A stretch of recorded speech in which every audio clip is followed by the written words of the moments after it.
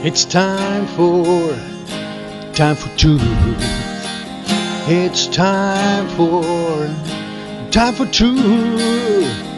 It's time for truth. It's time for truth. Then, can you explain us the most important conclusions about this book? The psychiatry book? Yes. Yes. I have studied psychiatric research for 9 years now, and I have studied it very carefully, and I have dug very deeply into the literature. And when you dig very deeply, the skeletons come up. The buried skeletons come up of the ground, you know. There are so many things that have been hidden. And some of the things that have been hidden are many of the deaths that psychiatric drug cause. Often the drug companies omit suicides and other deaths from their clinical trial reports that they publish. So psychiatrists and other doctors don't know how dangerous psychiatric drugs are because they cannot trust the published literature. Most of the research is done by the drug companies that have a huge interest in hiding serious harms of their drugs. I have come to the conclusion that the way we use psychiatric drugs does far more harm than good. We use them far too much. We kill many people and we cripple many people. We create permanent brain damage with many of the psychiatric drugs so that people have difficulty coming back to a normal life. And it would be far better if we use psychiatric drugs very little. At most only 2% of what we use today. And since it is impossible to ever make doctors come down to this level where they use these drugs so little that they do more good than harm, that cannot be done because you have the drug industry that is very wealthy and it lies about its drugs all the time, both in marketing and research. And then you have the financial incentives and the dream about a quick fix. I have a problem. I'm depressed. I have an acute psychosis or whatever. Oh yes, here is the pill that will cure you. And what's the solution for this? Which is wrong, because psychiatric drugs cannot cure anybody. They can just make the symptoms a little less annoying. They don't cure anybody, just like alcohol doesn't cure anybody, but it can make you a bit more happy, okay? It's very much the same. So, since it is impossible to train doctors into using psychiatric drugs very little and mostly in acute situations and when the patients ask for it, then I've come to the conclusion it would be better for humanity if we took all the drugs off the market. That would be better. We would have a healthier population and they would live longer. We wouldn't kill so many people. But of course this is a controversial view, but it's based on science, the best science I could find. So the whole field of psychiatry is very strange. We harm so many people with these drugs. And we say that they are specific, that antidepressants work for depression. I have come to the conclusion that they don't work for depression, but they give people a lot of side effects. And they increase the risk of suicide for people, not only children, but even older people. So why use drugs that increase the risk of suicide when the worst thing, what you're most worried about with depressed people is that they kill themselves? So it makes no sense to use drugs that increase the risk that they kill themselves. So there is so much that is so wrong in psychiatry. And luckily, some psychiatrists have started to realize the problems they have created. So there is a movement in my country, in Denmark, and in the United States and elsewhere, towards using fewer drugs and less force belts and so on. But actually we should abandon all laws about forced treatment in psychiatry because it's inhumane and it's harmful. And there is a United Nations declaration about people with handicap that we have ratified, and I'm sure Spain has ratified it, which says we must abandon all laws in psychiatry about forced admission and forced drugging. This is inhumane, and you don't do that to other patients, only psychiatric patients, and you kill some of them. It's only when you send soldiers to war that you are aware that you might kill these people. But the difference is that people decide themselves that they want to become soldiers. So they know the risk. Psychiatric patients have not decided to become psychiatric patients and run a risk of being killed by drugs that are forced upon them, although they often don't want them. So we need a complete revolution in psychiatry where we focus on psychotherapy and empathy, understanding, respecting people even though they are psychotic. If you do that, you can calm them down when they feel they are being respected and when they feel you will not use force on them. Then I can assure you that you can calm them down. Force creates, no, violence creates violence. So when psychotic patients are violent, it's often because they react towards professionals being violent towards them.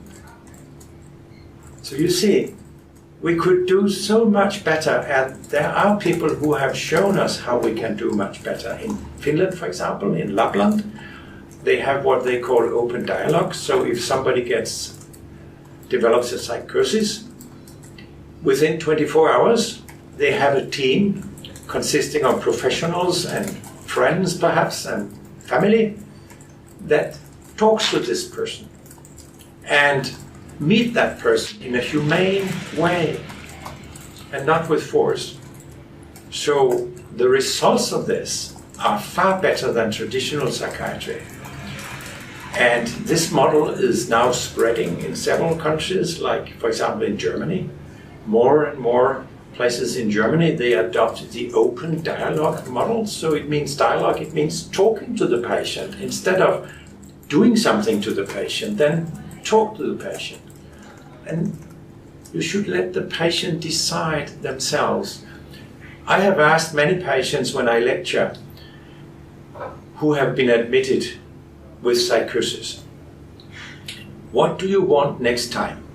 If you get a psychosis again, a benzodiazepine or an antipsychotic drug? All of them have said, a benzodiazepine, please. And you know why? Because they are not so toxic as antipsychotic drugs. And they actually seem to be a little better if you want to calm people down. So why not use benzodiazepines? So in my country, actually, at some wards, people do get benzodiazepines when they come with an acute psychosis. But not always, but we are sometimes, but they should decide for themselves. That will help them heal, that they are part of the process, rather than the psychiatrist becoming their masters. They should be the masters of their own life, just like you and I am the masters of our life. That would create a far better psychiatry. And it would even be more attractive to be a psychiatrist, because the psychiatrists don't like using force. You know, nobody likes it, so why do we have it? It's not very nice to be like a policeman. And you cannot come then later and say, oh, now I put you in bells, so I was a bad cop. But now let's have some positive interaction. Now I'm a good cop. I mean, you can't do that. The patient will be skeptical. When will I be put in bells again? Or get an injection of something?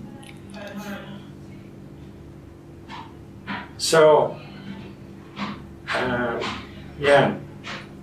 It's very depressing what is going on in psychiatry.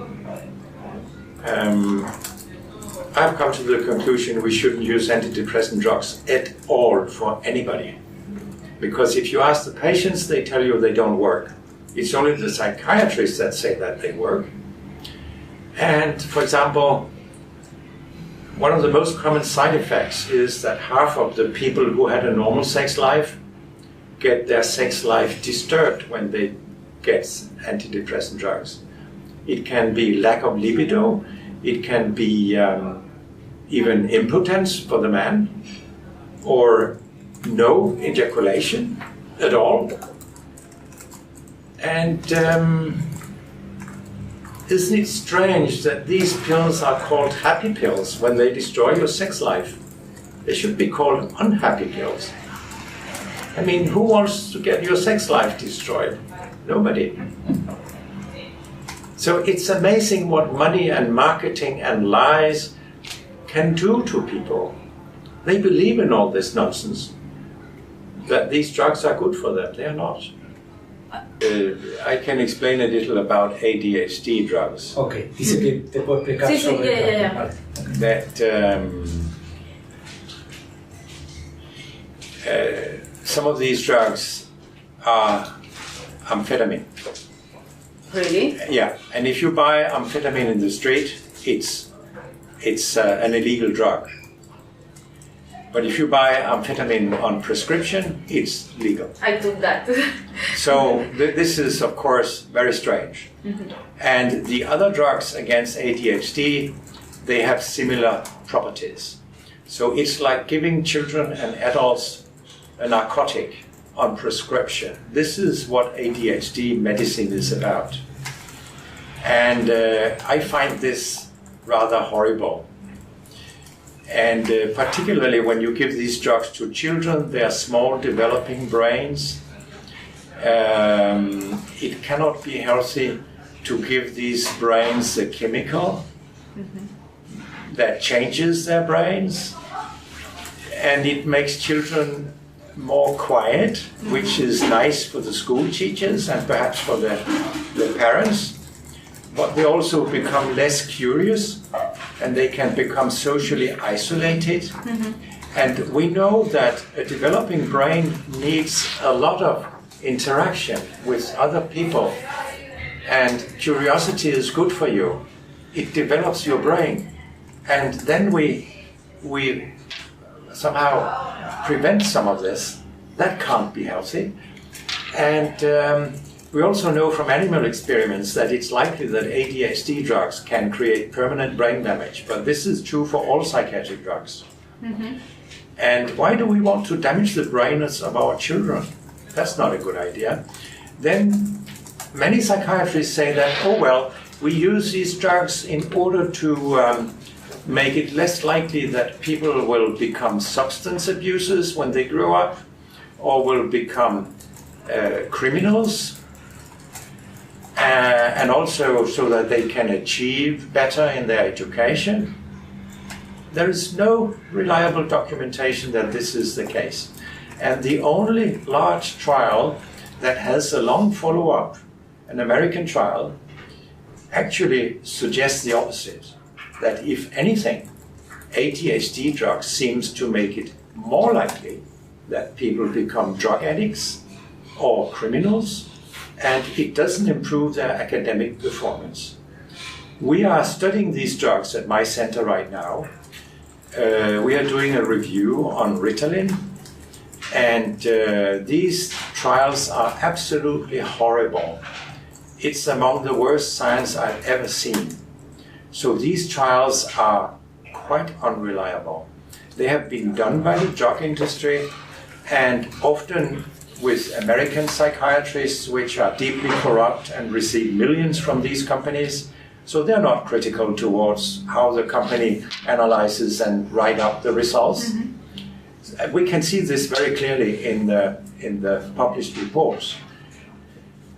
So I believe that diagnosing so many children with ADHD who are more irritating and less attentive than other people it's a tragedy because it leads to drug treatment of them, and that is really a tragedy.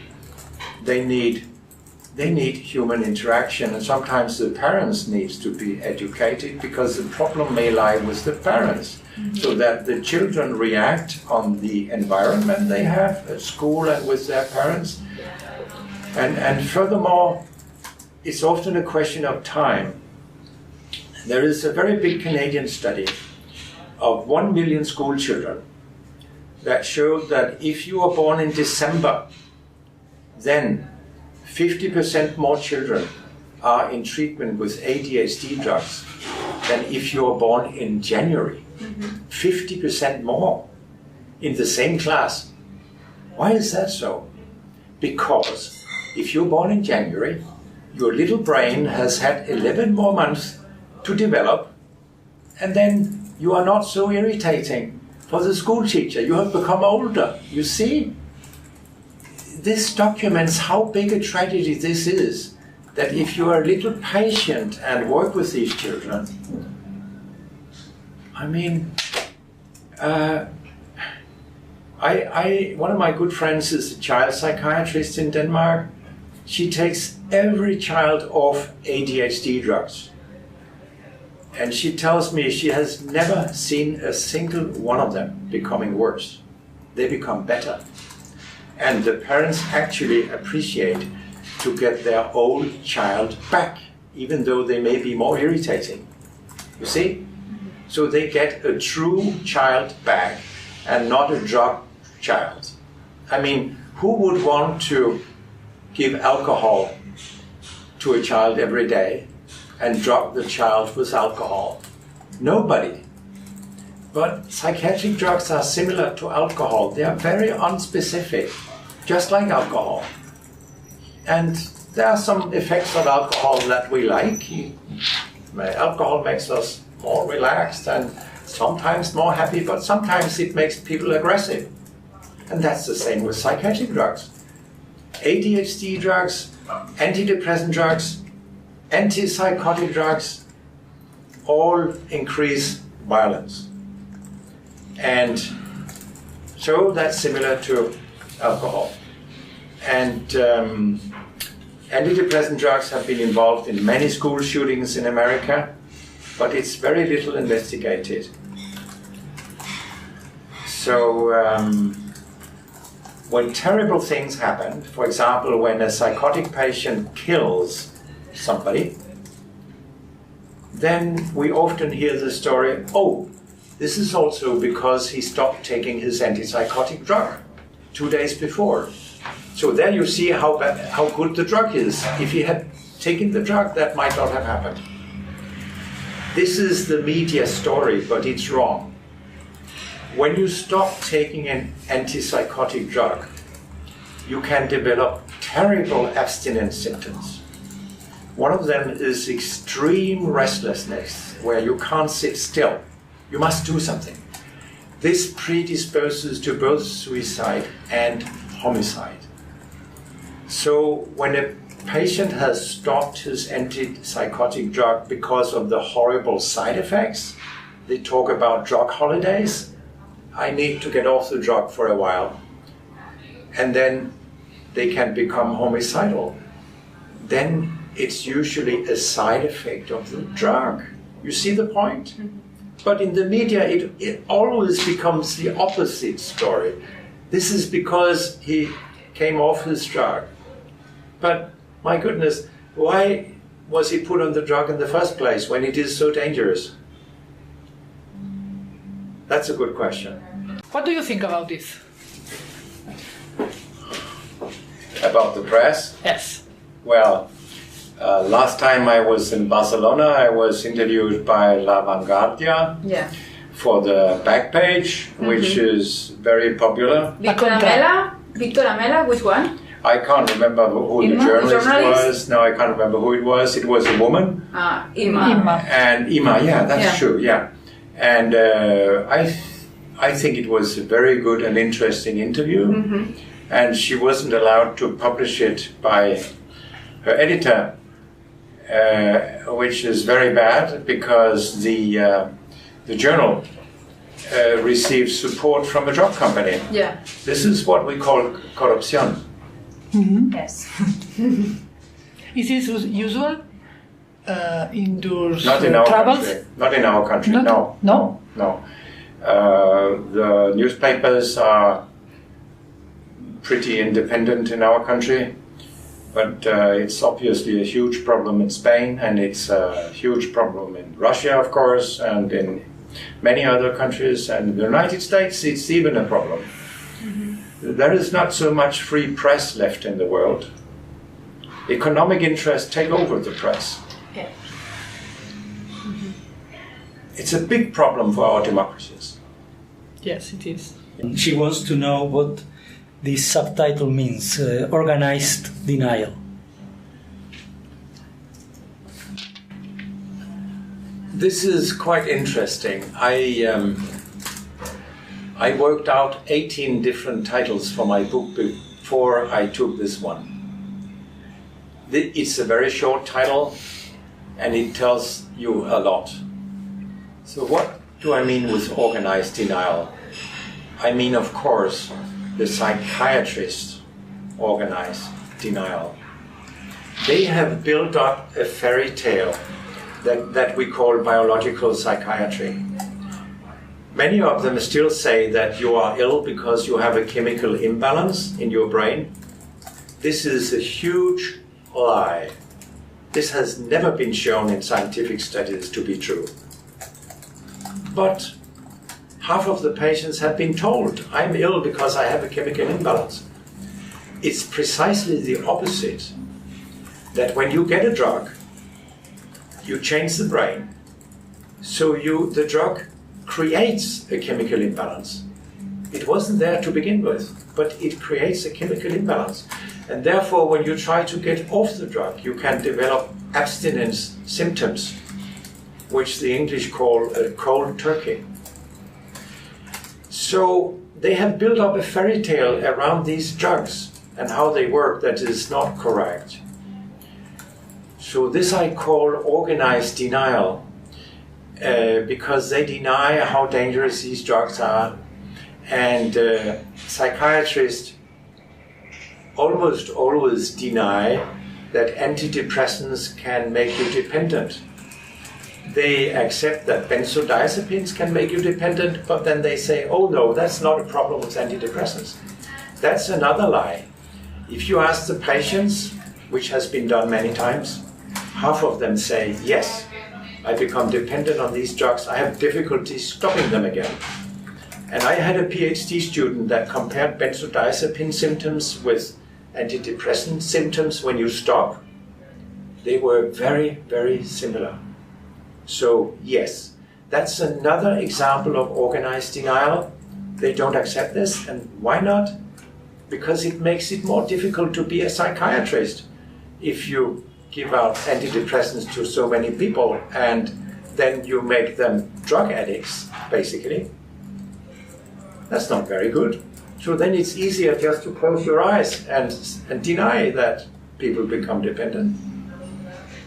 Then you have a devastating denial. I have met many influential psychiatrists who write in newspapers and in scientific articles that when you give antidepressants to children, you reduce their risk of suicide. The randomized trials show the opposite. You increase the risk of suicide. Drug authorities warn all over the world against using antidepressants for children because they increase their risk of suicide. Okay? So in my view, it should be forbidden to give antidepressants to children. Some children kill themselves because of the drugs. Now, many influential psychiatrists say the opposite, based on very, very bad research. They don't want to accept that these drugs should not be used in children. I think you can understand why I call this organized denial. She wants to know how we got this far and why are psychiatrists accepting the situation. I have asked myself many times, how has it been possible to create what looks to me to be the worst drug disaster ever Because of money. in human history? How has this been possible?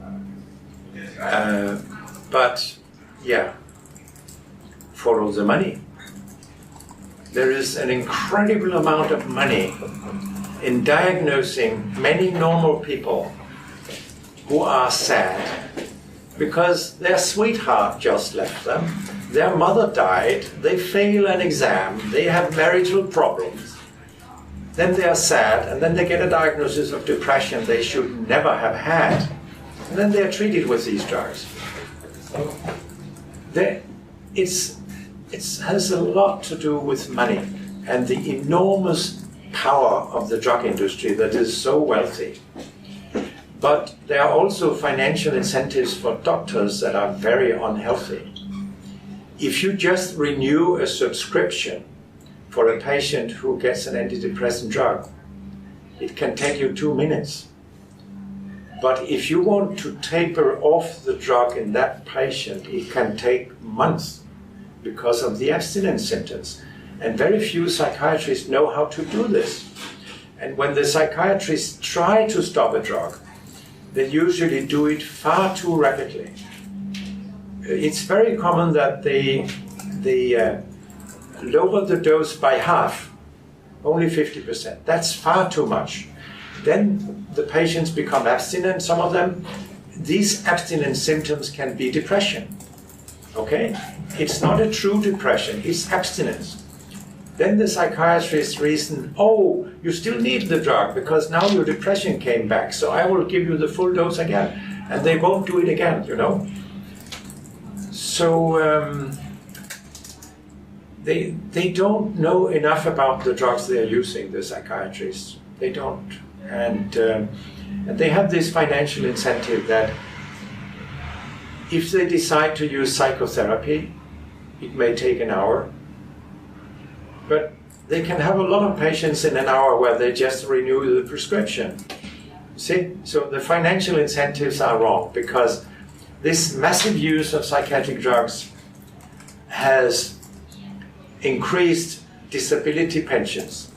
When usage of psychiatric drugs went up, then people who came on disability pension also came up, okay, in all countries. So these drugs turn acute problems into chronic problems. They create chronic patients, and they are taking away from the labor market.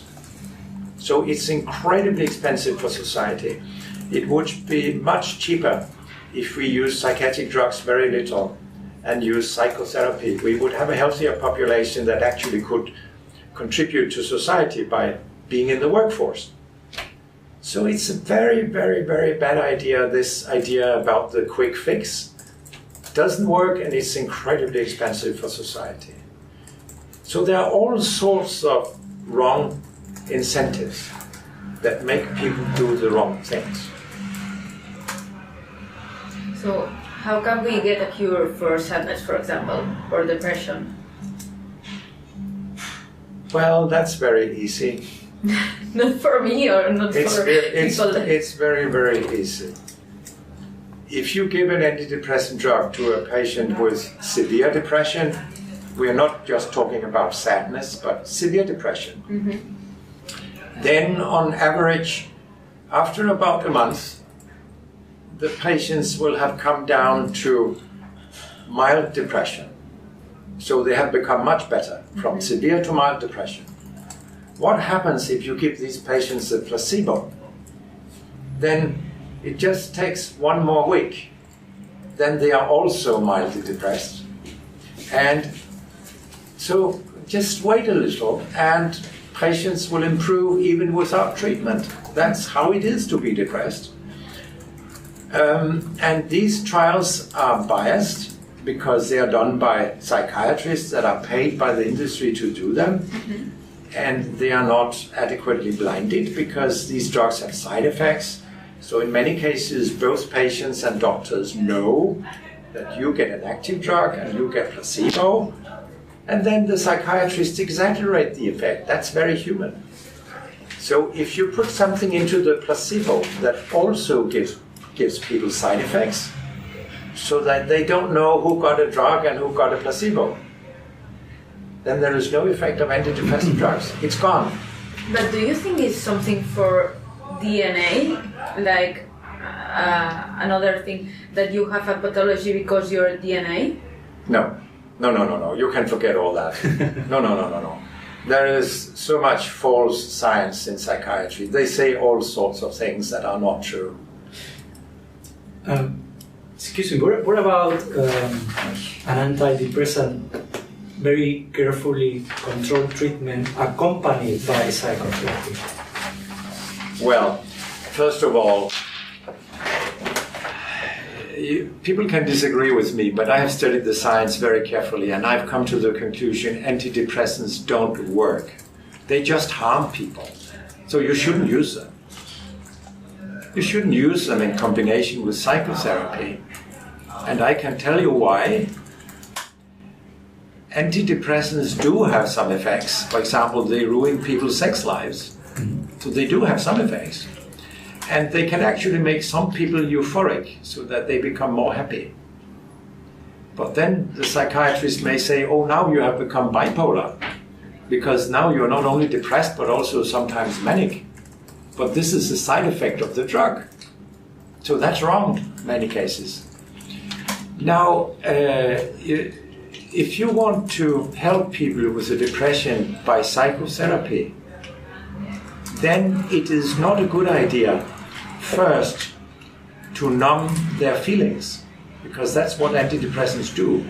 They feel less, both less happiness and less sadness. They feel less, okay? Yes. And psychotherapy has a lot to do with working with people's feelings. Often people's feelings go wrong when they become psychiatric patients. It has a lot to do with feelings that people react on in a not very good way, or thoughts that they react on in a not very good way. You can work with that with psychotherapy, but not so well if you first numb the patients. I mean, if you want to use psychotherapy, you don't ask people to drink half a bottle of vodka first, do you? That would be crazy, because then, well, the patient will not be so receptive because the patient is drunk. So if you try to think in the same way with drugs, why would you do that? It doesn't make sense. Well, I saw cases in which people were really at the risk of suicide, and they were given very mild doses of antidepressants combined with psychotherapy, and stopped the antidepressants once the risk was stopped, and then follow it with psychotherapy, and well, they're still alive. Antidepressants increase the risk of suicide, and there is no upper age limit where they are safe. It's wrong to say it's only children and adolescents that are at increased risk of suicide. No. It's wrong to say that. We have studied the literature, and there are many, many more suicides on drugs than what has been communicated to the public. Many suicides are missing. So I have come to the conclusion that it is likely that antidepressant drugs increase the risk of suicide, even in middle-aged people, for example. Why would you use a drug to prevent suicide when it increases the risk of suicide? This is wrong. That is malpractice. You shouldn't do that.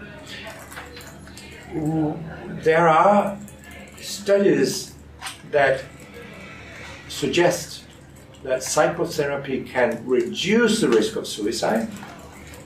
So drugs increase the risk of suicide. Don't use them. Psychotherapy seems to be able to decrease the risk of suicide. That's one of the reasons why you should use psychotherapy. If you can explain more or less the studies, documentation, science in which you based your conclusions. And the second question is, who is this book directed to? Target.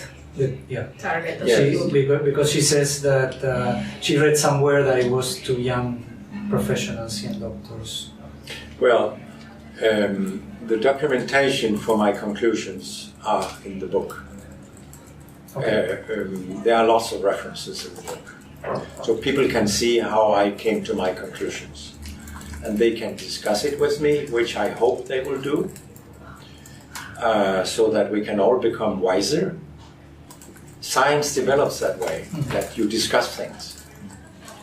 And I wrote the book primarily for the patients and their relatives, because they are being harmed so tremendously with psychiatric drugs. But I also wrote the book for young psychiatrists in training, hoping that the book can influence them so that they decide, we want to revolutionize psychiatry, because current level psychiatry is harmful because we use these drugs far too much.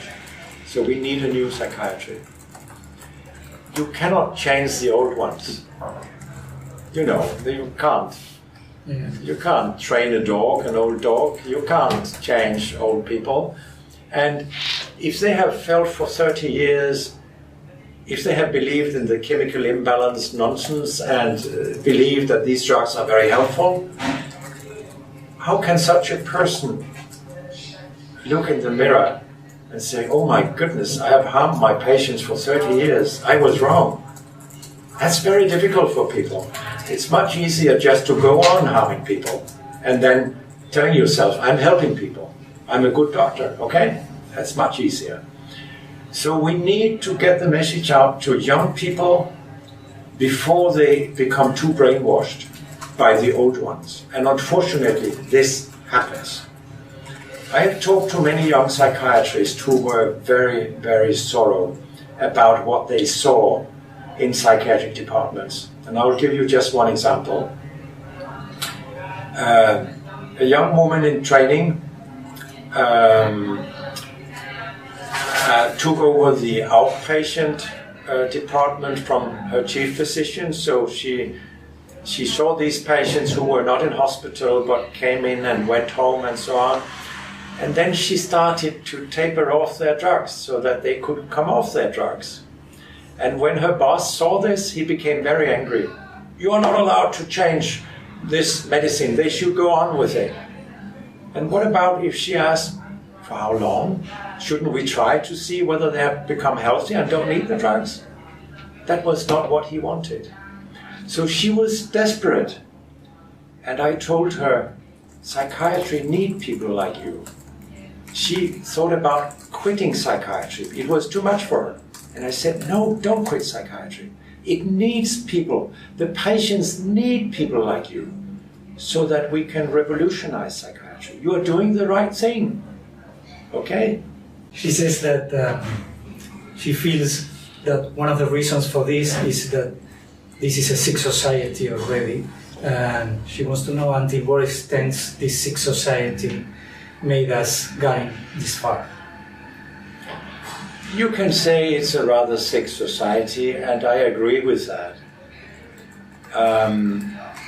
We have allowed capitalism to go too far when it comes to healthcare.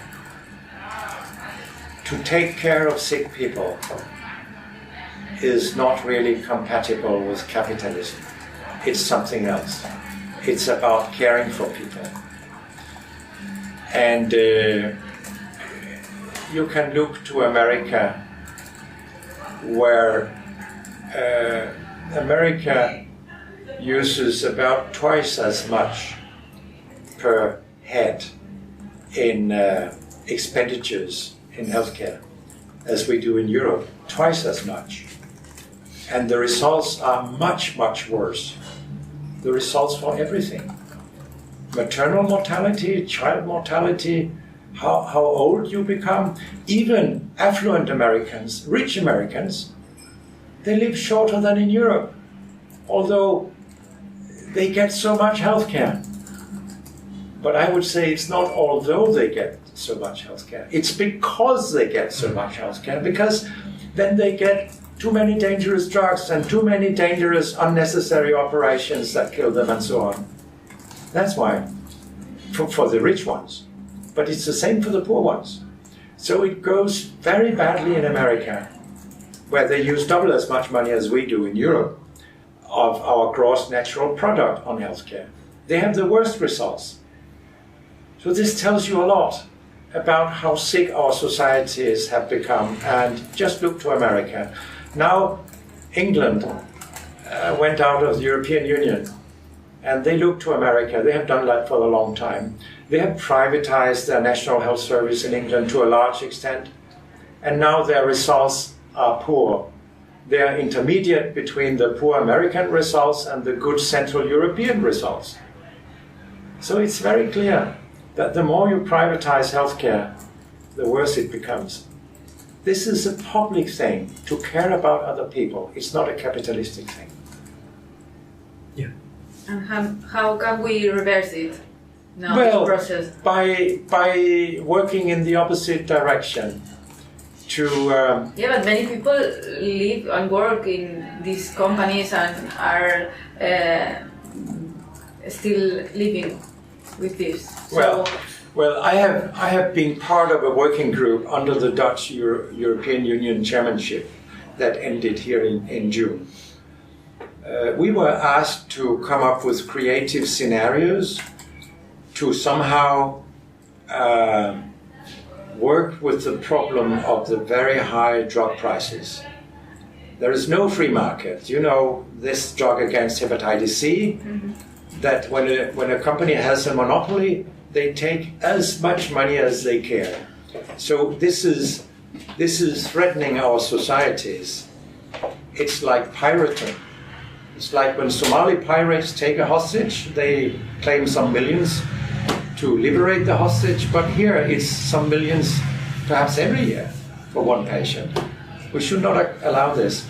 So we have come up with a scenario where patents on drugs are no longer allowed, and where drug development becomes a public enterprise for the public good and meeting the needs of patients, and not just coming with other similar drugs as poor drugs we already have, but actually do some real research that benefits the patients. So that's what we have suggested, that capitalism is very bad for giving us the drugs we need and for affording the drugs we need. We can't afford them because they are monopolies. So we need to get rid of patents, and we need to have public drug development. It is already the case that most breakthroughs in drug treatment, they come from publicly funded research and not from the drug industry. So we might as well take the full step and say, okay, we make it a full public enterprise to develop and market drugs, and then we can price them so low so that everybody can afford them, even in developing countries, so we increase their prosperity. But many times public drugs are worse than the other ones. Public drugs? Yeah. No, that's a total misconception. I just told you that most breakthroughs in drug treatment come from publicly funded laboratories. They do. Because these people who are publicly funded, they don't work for money. They want to help the world, which is much funnier than working for money. That's... Yeah, but for example, I suffer from asthma, and sometimes some pills and some or Ventolin is better than another public drug. Well, don't talk about concrete examples. I am telling you, it has been documented that most breakthroughs come from publicly funded research. It's also absolutely clear that the drug industry extorts us, like people who take hostages. So the current system is not sustainable. It cannot go on. We need a completely new system. So this is what we have suggested, and we have written an article about it that we will publish or submit before too long. So then we can discuss this. So How can a simple ibuprofen will kill somebody? A pill. It doubles the risk of getting a heart attack. So it kills a lot of people. You should never go to the pharmacy and buy ibuprofen. It's too dangerous. And you don't need it. I mean, if you have pain, you don't need that drug. You can just live with your pain, or you can take a paracetamol. It's better paracetamol? Well, it doesn't double the risk of getting a heart attack. I mean, it's crazy. If you have pain somewhere, why would you take a drug that doubles your risk of getting a heart attack? It doesn't make any sense. People doesn't know that. No, that's why I write books. Have you ever been threatened or pressured in any way so you wouldn't publish this? No. I can't be stopped. But have they tried? No. Really? Yeah. It's too late. When the book is out, you can't do anything. Okay. Denmark is the happiest country in the world. Yeah. Why? Well, I can tell you why. Happiness in countries have a lot to do with trust. And in Denmark, we trust each other. We trust our politicians. You don't do that in Spain. No. Not at all. And we have a very low level of corruption in Denmark, which is vital for a country's happiness. And then we have a high level of personal freedom to do what we want, to write and say what we want, which is also very important for happiness, personal freedom. So we have that very much in Denmark. And then, thirdly, we have, even back to the Vikings, we have respected our women, always. So there has been much more equality between males and females in the Nordic countries than in the Southern European countries. And if you look to the Arab countries, it's absolutely horrible. Of course, this also contributes to happiness, that we respect each other, no matter whether you're a man or a woman. So I've just given you a few examples. In your medical point of view. About what? About the happiness. Medical? That's not a medical issue. This is an issue about everything else. What do you mean? I mean the institutions, medical institutions in Denmark is all different here. That institution here in Spain or in the south of Europe. I don't know really.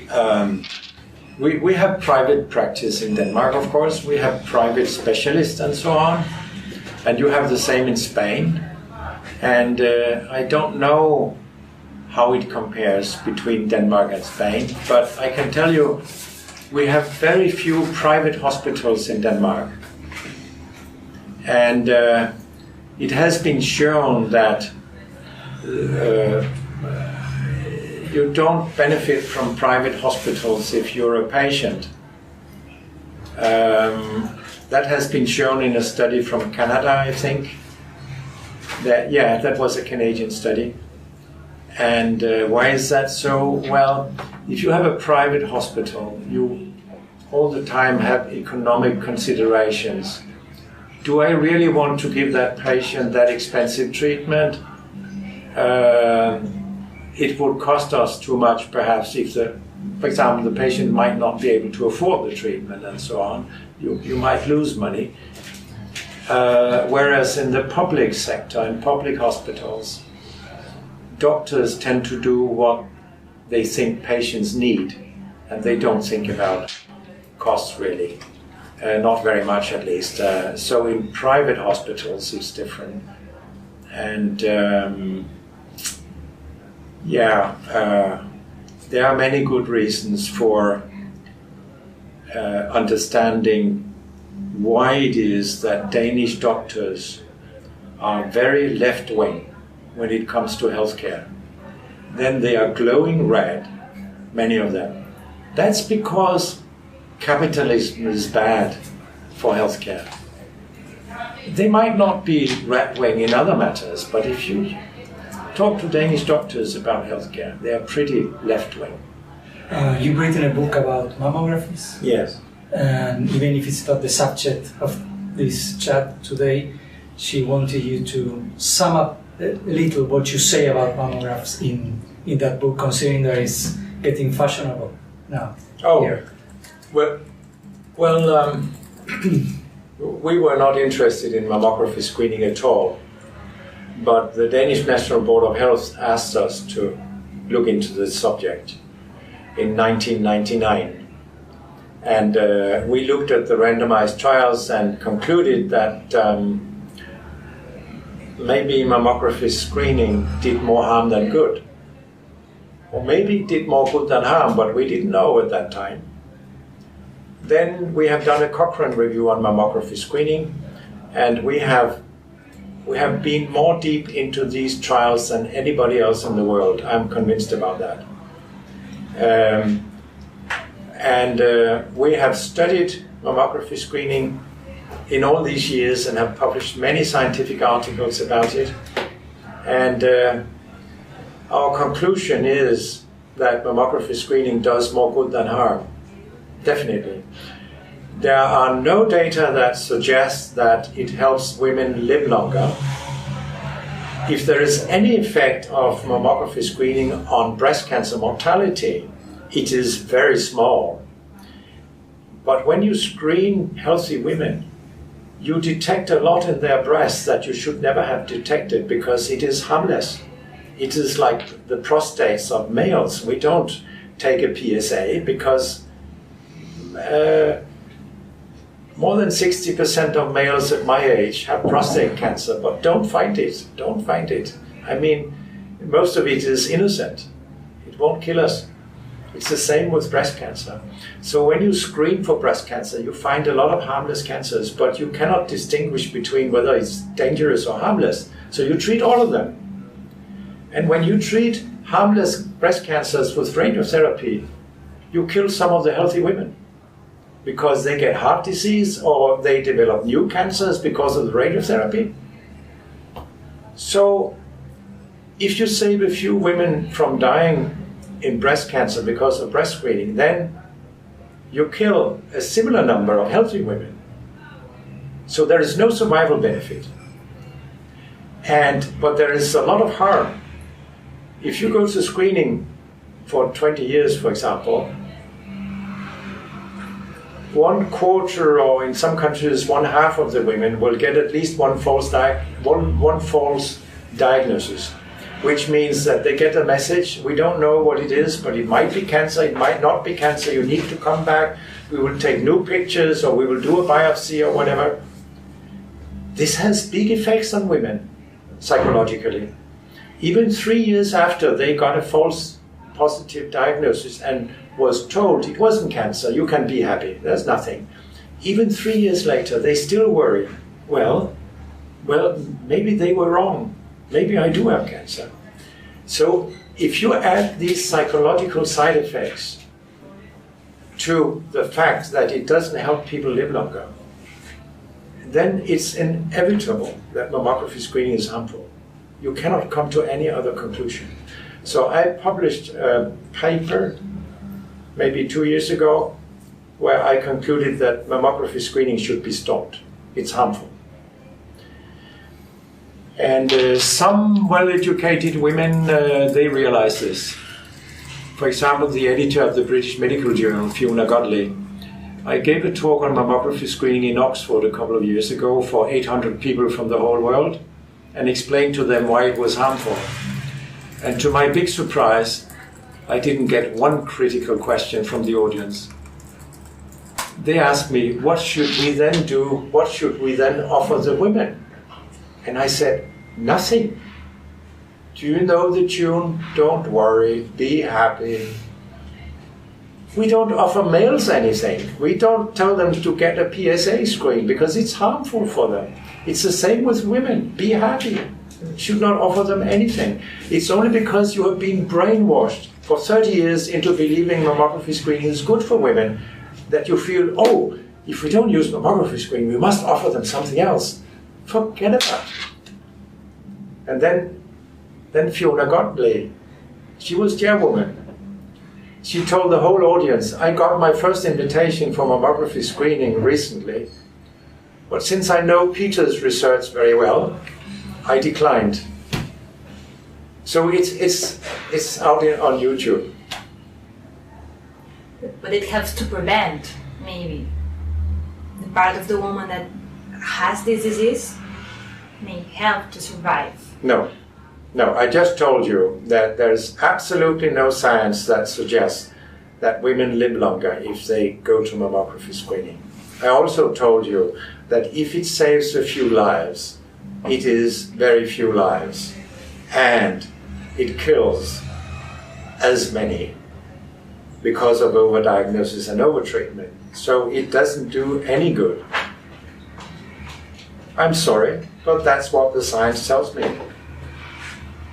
So I don't understand why we are doing this. It's again my reflection. No, but you're not at an age where you get invited to mammography screening. You're young. Yeah, I am, but my mother no, and he has. Yeah, tell her. She has done a lot of mammographies. Yeah, tell her not to do it, please. Well, I can't. No. My mother had cancer when she was pregnant. I was inside. Yeah. And she's alive now because she wanted Orange to be treated. wants it. Yeah. So Yeah. I think it may help. What helps? Because if not, I won't be here. What helps? Mammographies. Wait a minute. If you have a suspicion of cancer because you take a shower and you see something you haven't seen before, of course you get a mammography. That's part of the diagnostic tools. Mm-hmm. But mammography screening is another issue. It's harmful. You just shouldn't do it. It should be stopped in all countries.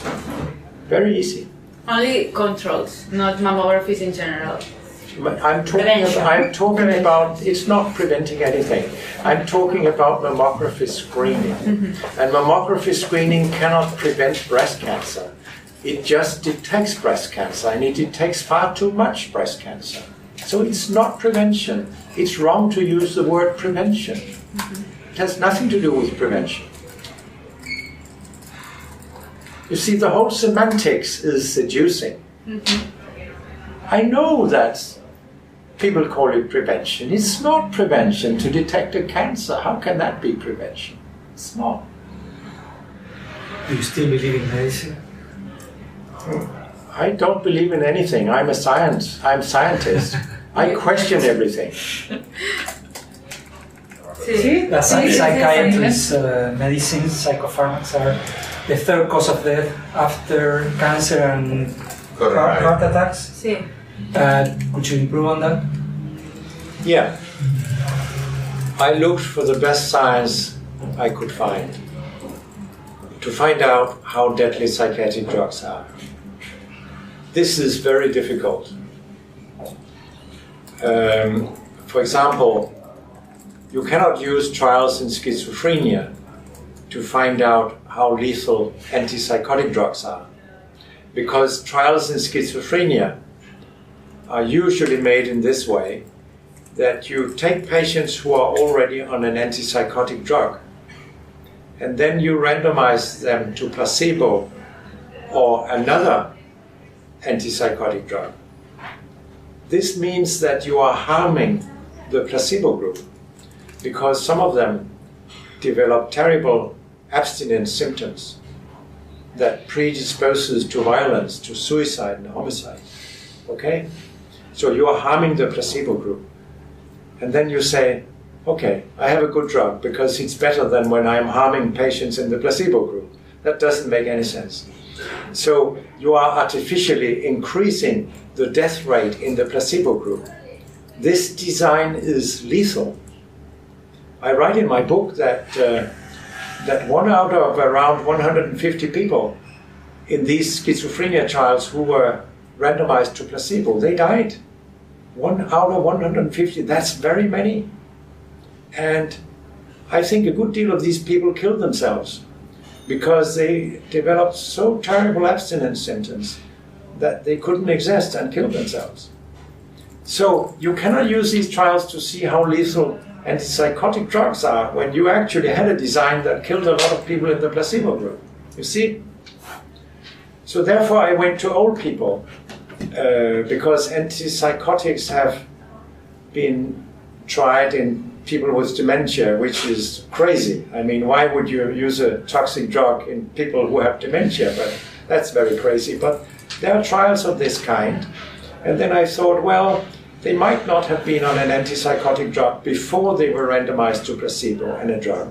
So these trials are likely more reliable. And then I could see that 1 out of 100 are killed of the old people. When they get an antipsychotic drug for just some weeks, then 1 out of 100 are killed compared to placebo. Suicide?